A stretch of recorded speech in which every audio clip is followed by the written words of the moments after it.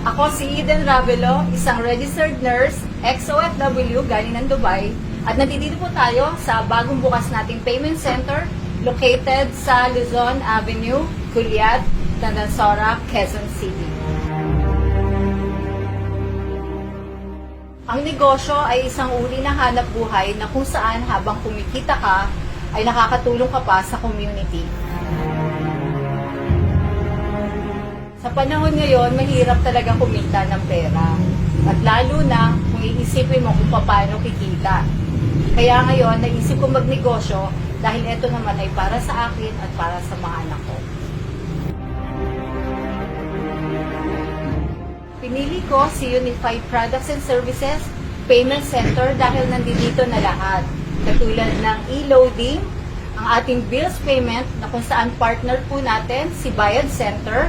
Meron din po tayong ticketing na kung saan pwede tayong mag-book ng domestic and international flights. Meron din po tayong accident insurance at marami pa pong iba.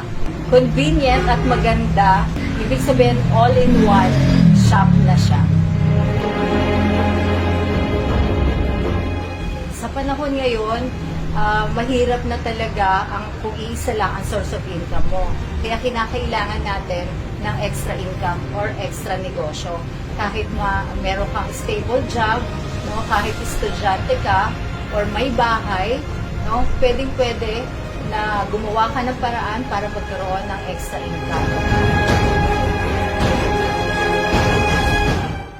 Sa mga ex-OFW dyan na katulad ko, bakit hindi nyo subukan ang ating payment center, no? Pasimula as extra income. Muli, ako si Eden Ravelo na handang magsilbi sa inyong mga payment needs.